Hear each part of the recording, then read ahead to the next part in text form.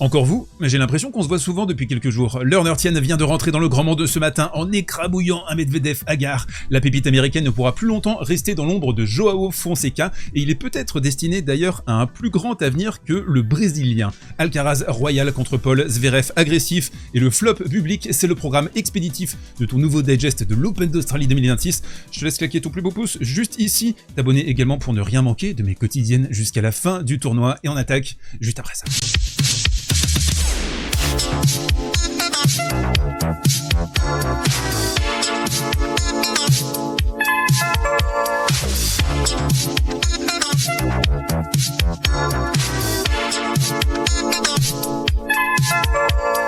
Une seule info dans le côté réseau aujourd'hui, et pas des moindres, Novak Djokovic sera directement qualifié en quart de finale de cette Open Australie. C'est Jakub Mentic qui l'a annoncé il y a quelques minutes désormais, il sera forfait. Malheureusement, il est contraint de se retirer à cause d'une blessure aux abdominaux. Il a fait la communication sur Instagram, donc malheureusement c'est une blessure qui s'est aggravée lors de ses derniers matchs. C'est un joueur qui a beaucoup joué, beaucoup gagné depuis le début de la saison, et donc Novak qui se qualifie directement pour les quarts de finale, il affrontera soit Musetti, soit Taylor Fritz. On rappelle son tableau depuis le début, c'est une victoire contre Martinez, Maestrelli, VDZ et donc potentiellement Musetti ou Fritz. Et pour un joueur qui voulait impérativement arriver frais en demi-finale avant d'affronter Yannick Sinner, j'ai envie de dire que c'est peut-être l'occasion ou jamais. On fait tous des cauchemars dans la vie. Moi souvent j'ai du mal à courir quand je suis persécuté par des gens. J'ai aussi un petit peu du mal à m'envoler, tu vois, j'aimerais bien m'envoler mais j'arrive pas à m'envoler dans mes rêves. Daniil Medvedev lui a vécu un cauchemar, c'est-à-dire qu'il est tombé, le parallèle est catastrophique, il est tombé face à Learner Tien. Le cauchemar a commencé d'entrée avec un break d'entrée pour la pépite américaine qui a asséné les crochets avec son coup droit, qui a absorbé le service de Daniil. On lit parfois que Learner Tien manque de puissance pour s'installer au très haut niveau et c'est pas tout à fait exact. Alors ok, c'est pas le bodybuilder Carlos Alcaraz, mais c'est un joueur qui est capable de flèche, qui est capable d'accélérer, qui a une panoplie technique qui est tout à fait prodigieuse. Moi ça c'est l'un de mes coups préférés, c'est ce revers plein fer dans la diagonale et surtout c'est un revers qui monte pas, c'est un revers qui passe à quelques centimètres du câble qui lui permet ensuite dans un deuxième temps d'avancer dans le cours. Dans le même ordre d'idée, Learner Tien qui apprend décidément très vite est capable d'asséner des +1 assez vénéneux. Ici par exemple dans cette position, une banane flambée dans l'espace ouvert qui va faire mouche. Au niveau des déplacements, au niveau des transitions, c'est juste hallucinant ce qu'il est capable de faire. En fait, il n'y a pas de transition, ça n'existe pas. Il est tellement bas, il est tellement compact, il est tellement vif, il est tellement dynamique que ici par exemple, on est sur une défense. Là, vous le sentez, il est un peu sur l'arrière. Il a le popotin qui menace de glisser derrière. Là, eh bien non, il va réussir à reprendre le contrôle immédiatement, à repartir dans la microseconde. Et il a également explosé, concassé la diagonale ce matin avec ici par exemple sur son coup droit une fixation béton sur le revers de... Je suis en grande forme aujourd'hui.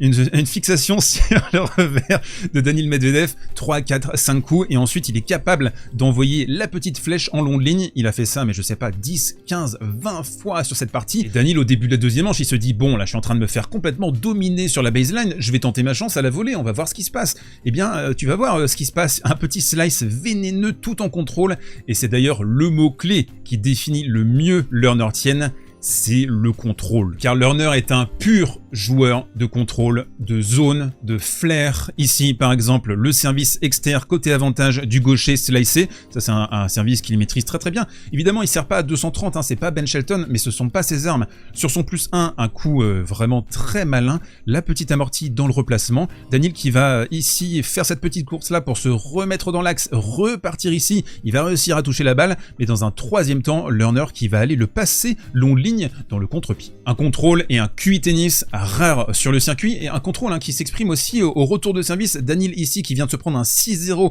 qui va se prendre un 11-0 consécutif, 11 jeux consécutifs à Daniil Medvedev. Bref, un service sur le buffet de Learner Tien qui va réussir à se dégager en 2-3 millièmes de seconde, à contrôler cette balle avec son revers, à la garder vraiment au centre de son tamis et à produire un retour expéditif. La branlada qui va continuer dans dans la troisième manche, on est devant notre écran comme ça, on se dit mais à quoi on est en train d'assister? C'est quoi ce niveau de jeu lunaire? Ça fait 1h20 de jeu, on est quasiment à la fin de la rencontre.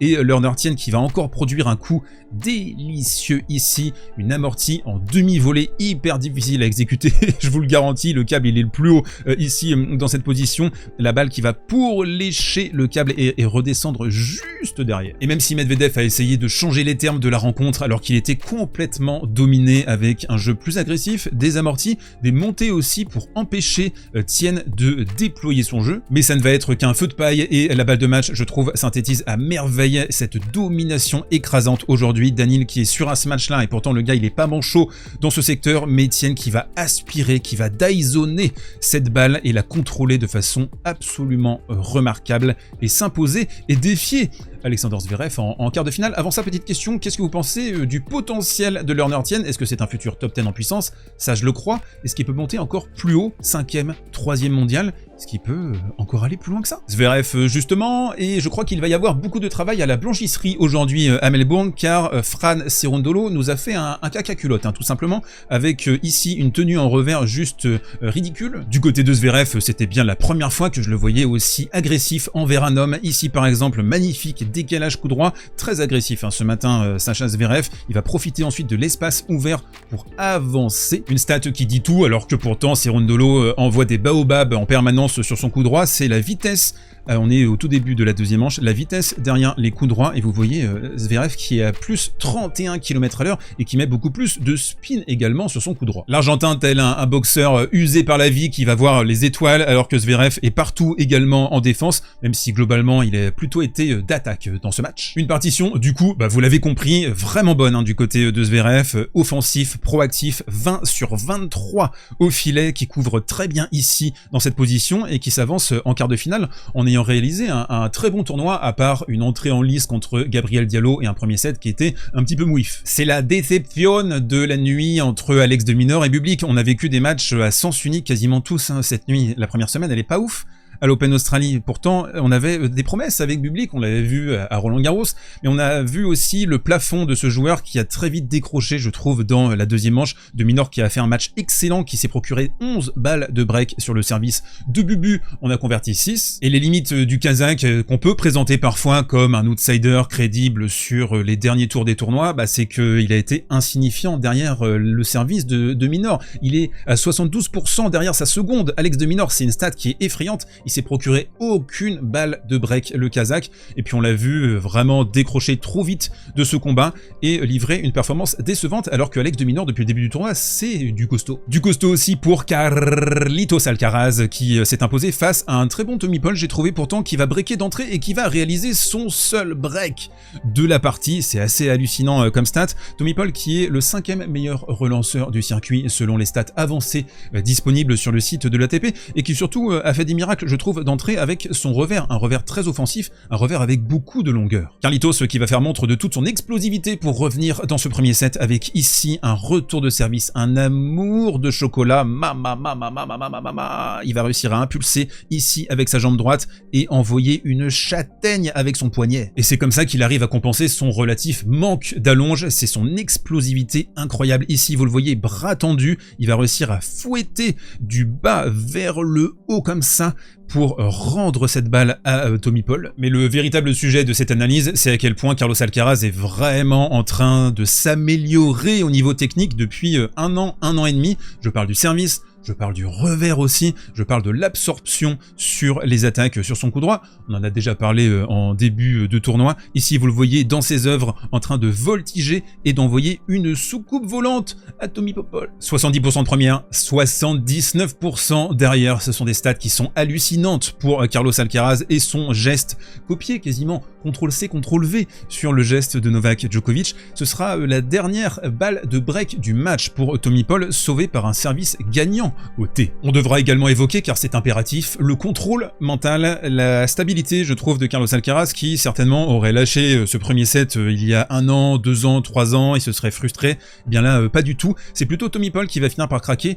et réaliser une double faute sur 7 balles de 7. Alcaraz qui devient vraiment de plus en plus fiable dans ces conditions, ici qui va réussir à utiliser sa palette technique à glisser une magnifique balle brossée, slicée sur le coup droit de Tommy Paul, qu'il a fini par exploser sur la dernière partie de la rencontre. Carlitos qui va terminer à 14 points remportés sur 18 sur la deuxième balle de Tommy Paul sur le set numéro 2 et numéro 3, c'est une stat qui est juste complètement dingue, et ici je crois que l'idée c'était tout simplement d'exploser la raquette de Tommy et de le briser dans cette diagonale coup droit. Fin des huitièmes de finale demain à l'Australian Open. Cette section vous est proposée en partenariat avec les Winamax de Winami. Vous avez toujours mon lien en description et en commentaire épinglé, jusqu'à 100 € en cash remboursé sur votre premier pari, le code SV10 actif également, et puis vous avez pour 1 € déposé sur le compte Winamax, vous pouvez assister à tous les matchs en streaming. Alors on n'aura pas du coup le Djokovic-Mensik sur